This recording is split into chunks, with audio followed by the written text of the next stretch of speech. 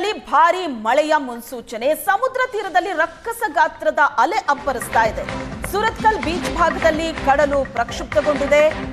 ಹಡಗು ಮುಳುಗಡೆಯಾದ ಜಾಗದಲ್ಲೇ ಪ್ರಕ್ಷುಬ್ಧ ವಾತಾವರಣ. ಬೀಚ್ನಲ್ಲಿ ಪ್ರವಾಸಿಗರು ಬರದಂತೆ ನಿರ್ಬಂಧವನ್ನ ಹೇರಲಾಗಿದೆ. ಕಡಲ ತೀರದಲ್ಲಿ ಪ್ರವಾಸಿಗರಿಗೆ ನಿರ್ಬಂಧ ಇದೆ.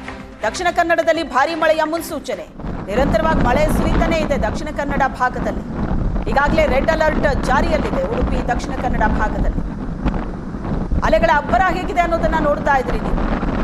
ಸುರಿತಾ ಇರೋ ಮಳೆಗೆ ಸಮುದ್ರ ಉಕ್ಕಿ ಹರಿತಾ ಇದೆ, ಅಲೆಗಳು ಅಬ್ಬರಿಸ್ತಾ ಇದೆ. ಇಂಥ ಟೈಮಲ್ಲೇ ಪ್ರವಾಸಿಗರು ಹುಚ್ಚಾಟ ಮಾಡೋದು. ಹಾಗಾಗಿ ಪ್ರವಾಸಿಗರ ಪ್ರವೇಶಕ್ಕೆ ನಿರ್ಬಂಧ ಇದೆ. ಸಮುದ್ರ ತೀರಕ್ಕೆ ಪ್ರವಾಸಿಗರು ಎಂಟ್ರಿ ಕೊಡೋ ಹಾಗಿಲ್ಲ.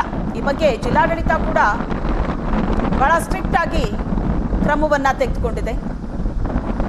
ಜಲಪಾತಗಳು ತುಂಬಿ ಹರಿತಾ ಇದೆ, ನದಿ ಡ್ಯಾಮ್ಗಳು ತುಂಬಿ ಹರಿತಾ ಇದೆ. ಆದರೆ ಅಂತ ಜಾಗಕ್ಕೆ ಪ್ರವಾಸಿಗರು ಹೋಗ್ತಾರೆ. ಅಲ್ಲಿ ದೃಶ್ಯವನ್ನ ಕಣ್ತುಂಬಿಸ್ಕೊಳ್ಳೋದಕ್ಕೆ ಮಾತ್ರ ಅಲ್ಲ, ಅಲ್ಲಿ ಹೋಗಿ ಹುಚ್ಚಾಟ ಮಾಡ್ತಾರೆ. ಇನ್ನೊಂದಷ್ಟು ಅನಾಹುತಕ್ಕೆ ಅದು ಕಾರಣ ಆಗುತ್ತೆ. ಹಾಗಾಗಿ ಆಯಾ ಜಿಲ್ಲಾಡಳಿತ ಇದ್ರ ಬಗ್ಗೆ ಹೆಚ್ಚಿನ ಗಮನ ಕೊಡ್ತಾ ಇದೆ. ಕರಾವಳಿಯಲ್ಲಿ ಮುಂದಿನ 48 ಗಂಟೆಗಳ ಕಾಲ ಭಾರೀ ಮಳೆಯಾಗುವಂಥ ಮುನ್ಸೂಚನೆಯನ್ನು ಹವಾಮಾನ ಇಲಾಖೆ ಕೊಟ್ಟಿರುವಂಥದ್ದು. ಪ್ರಮುಖವಾಗಿ ಸಮುದ್ರ ತೀರಗಳಲ್ಲಿ ಈಗಾಗಲೇ ಅಲೆಗಳ ಅಬ್ಬರ ಜೋರಾಗಿದೆ. ಇಲ್ಲಿ ಗಾಳಿ ಬಹಳ ದೊಡ್ಡ ಮಟ್ಟದಲ್ಲಿ ಬೀಸ್ತಾ ಇರುವಂಥದ್ದು. ನಾನೀಗ ಇರ್ತಕ್ಕಂಥದ್ದು ಮಂಗಳೂರಿನ ಸುರತ್ಕಲ್ ಕಡಲ ತೀರದಲ್ಲಿ. ನೀವು ದೃಶ್ಯಗಳಲ್ಲಿ ಗಮನಿಸಬಹುದು. ಸಹಜವಾಗಿ ಸಮುದ್ರದ ತೀರ ಪ್ರದೇಶಗಳು ಪ್ರಕ್ಷುಬ್ಧಗೊಂಡಿರುವಂಥ ಕಡಲಿನ ತೀವ್ರತೆಯ ಗಾಳಿಗೆ ಬಹಳಷ್ಟು ಪ್ರಕ್ಷುಬ್ಧವಾಗಿರುತ್ತೆ ಈ ಭಾಗ. ಆದರೆ ಮಳೆಗಾಲದ ಸಂದರ್ಭಗಳಲ್ಲಿ ಅದರಲ್ಲೂ ಕೂಡ ರೆಡ್ ಅಲರ್ಟ್ ಘೋಷಣೆ ಆದಾಗ ಸಹಜವಾಗಿ ಇಲ್ಲಿನ ಕಡಲಿನ ಅಲೆಗಳ ತೀವ್ರತೆ ಬಹಳ ಹೆಚ್ಚಾಗಿರುತ್ತೆ. ಅದರಲ್ಲೂ ಕೂಡ ಈ ಒಂದು ಜಾಗವನ್ನು ಪರ್ಟಿಕ್ಯುಲರ್ ಆಗಿ ಯಾಕಂದರೆ ಈ ಜಾಗ ಟೂರಿಸ್ಟ್ ಡೆಸ್ಟಿನೇಷನ್ ಆಗಿ ಗುರುತಿಸಿಕೊಂಡಿದೆ. ಈ ಒಂದು ಜಾಗದಲ್ಲಿ ಸುಮಾರು ವರ್ಷಗಳ ಹಿಂದೆ ಒಂದು ಡ್ರೆಡ್ಜಿಂಗ್ ಬೋಟ್, ಭಗವತಿ ಪ್ರೇಮ್ ಅನ್ನುವಂಥ ಒಂದು ಡ್ರೆಡ್ಜಿಂಗ್ ಬೋಟ್ ಮುಳುಗಡೆ ಆಗಿತ್ತು, ಹಡಗು ಮುಳುಗಡೆ ಆಗಿತ್ತು.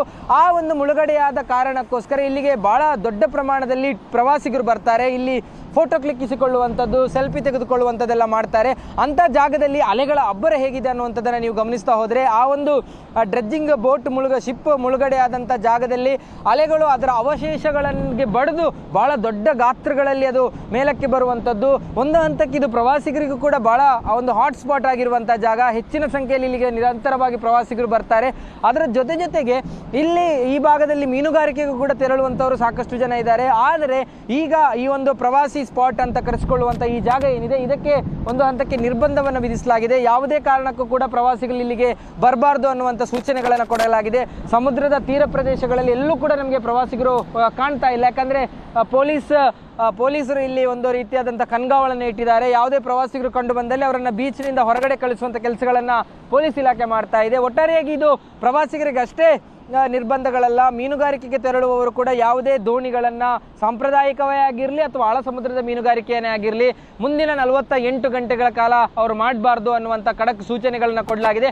ಅದರ ಜೊತೆಗೆ ಈ ಭಾಗದ ಕಡಲ್ಕೊರೆತದ ತೀವ್ರತೆ ಕೂಡ ಬಹಳ ದೊಡ್ಡ ಮಟ್ಟದಲ್ಲಿ ಇಲ್ಲಿ ಹೆಚ್ಚಾಗಿರುವಂಥದ್ದು. ಕಡಲ್ಕೊರೆತವು ಕೂಡ ಒಂದಷ್ಟು ದೊಡ್ಡ ಮಟ್ಟದಲ್ಲಿ ಇಲ್ಲಿ ಬೇರೆ ಬೇರೆ ಭಾಗಗಳಲ್ಲಿ ಕಾಣ್ತಾ ಇದೆ. ಸುರತ್ಕಲ್, ಮೀನಕಲಿಯ ಮತ್ತು ಬೈಕಂಪಾಡಿ ಪ್ರದೇಶಗಳೇನಿದೆ, ಈ ಪ್ರದೇಶಗಳಲ್ಲಿ ಕಡಲಿನ ತೀವ್ರತೆ ಕೂಡ ಹೆಚ್ಚಾಗಿರುವಂಥದ್ದು. ಸುತ್ತಮುತ್ತ ವಾಸ ಮಾಡುವಂಥವರಿಗೂ ಕೂಡ ಸೂಚನೆಗಳನ್ನು ಕೊಡಲಾಗಿದೆ.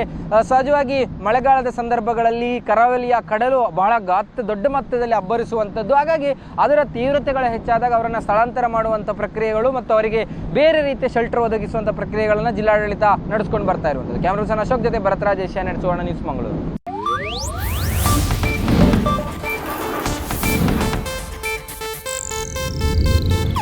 ಇದು ಏಷ್ಯಾನೆಟ್ ನ್ಯೂಸ್ ನೆಟ್ವರ್ಕ್ ಪ್ರಸ್ತುತಿ.